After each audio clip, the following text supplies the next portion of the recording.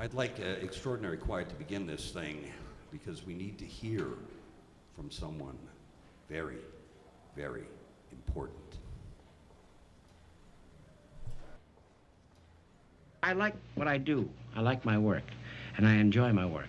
I don't play down anymore. I do it, you know, and if that affects someone fine, apparently it has in some few, and that's good. That's a bonus.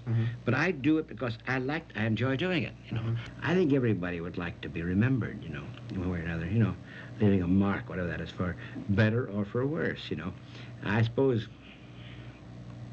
for want of a better word, immortality. I think the point is to delight in life. You know, this sounds like a goddamn, you know, this sounds like a Sunday morning philosophy, you know. But when somebody stops me on the street, here's a great experience. A stranger says, Jesus Christ, I read that book working.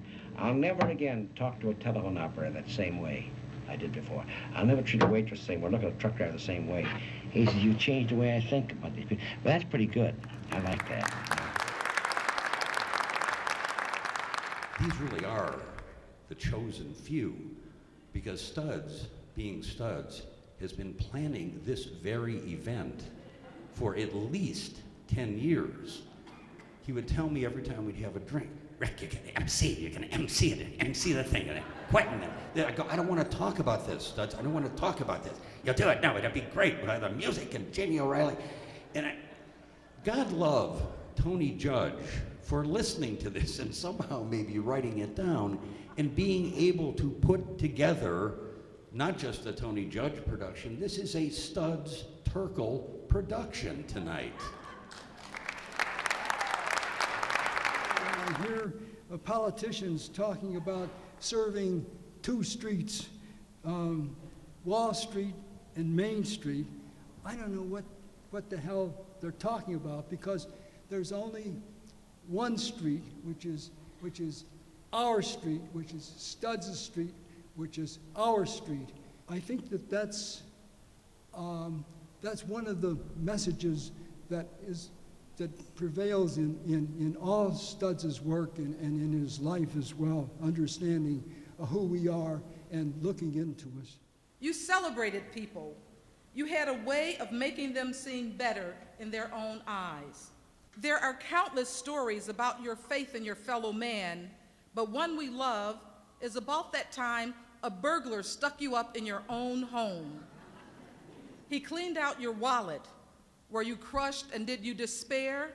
Not for a moment. You had faith that the guy had some goodness in his heart.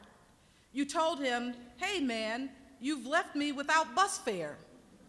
And the burglar thought that over and gave you bus fare. So you were right, but something more than that may have been happening.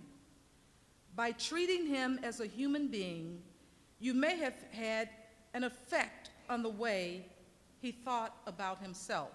Studs had a fantastic opus, many books, different topics, all of them useful and human and progressive, but it was his daily hour-long interview with all kinds of people. I could spend the rest of the evening and won't, describing the variety of people in sports and in art and in politics, all of whom he interviewed with spectacular skill. I'm convinced, absolutely convinced, that 50, 100 years, 200 years from now, the best record of what happened to this country, this world, in the troubled 20th and early 21st century will be embodied in that. Well, I put it this way, as when people, African, black folk, some of them, making the comment that the president, who was before that was the president, said that Barack Obama was not black enough. Well, let me tell you, there are probably people who said Studs Terkel was not white enough.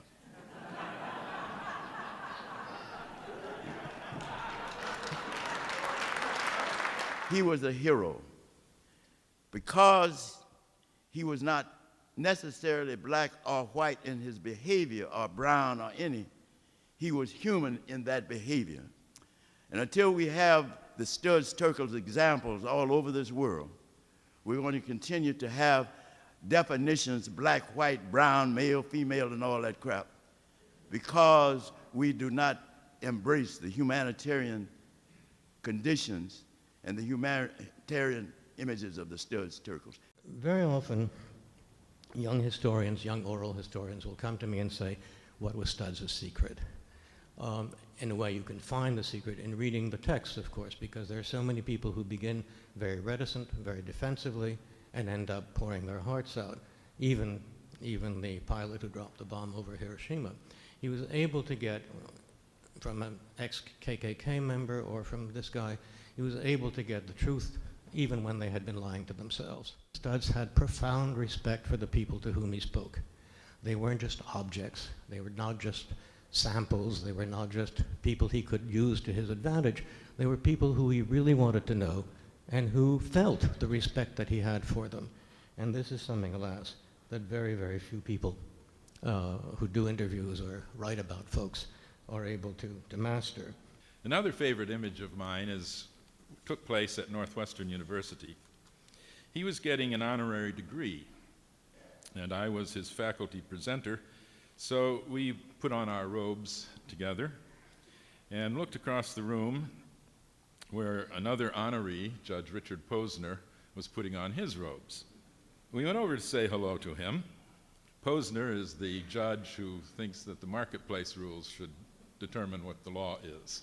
So Studs went over and asked him, now that you're a judge, are you still teaching law at my old school? Studs went to the Chicago Law School, and the judge said yes. And he asked the judge, what did you teach this semester? And Posner said, evidence. As you know, even then, this was some time back, Studs was very hard of hearing and normally heard what he expected to hear or thought would be appropriate. So when the judge said evidence, Studs said, avarice? I've told this story before, but who told this story more than once more than Mr. Terkel? So I feel like I can tell it again. I first met him when I came to work at the Quiet Night a long time ago. I was a waitress, and he came to a Wobblies benefit, and Industrial Workers of the World, for anybody who's young enough not to know what I'm talking about.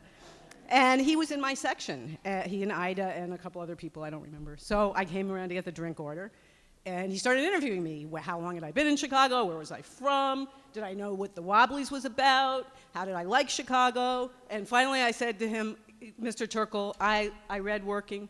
I loved working. I am working. What do you want to drink? In his way of telling the same thing, but with slightly altered, he was like a musician. He sort of conducted his life like a musician with this improvisatory flair, but amazing chops underneath. The thing about him was that he saw through any situation, any event, and he would create clarity for you. So I don't even know, Jamie O'Reilly wrote an email to me and said, I don't know how to make sense of the world anymore, and that's exactly how I feel. Every day I want to hear what he would have to say about what's going on. So I feel a little unhinged since he's been gone. And he was so ready to go. So I'm happy for him, but I'm pissed. Because I was not ready, and I know so many of you were not ready.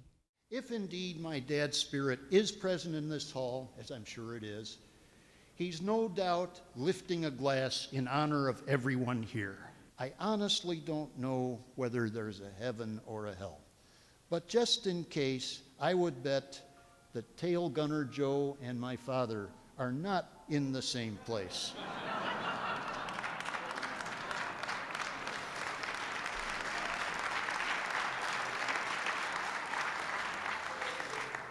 So, here's to you, Pop. Take it easy, but take it.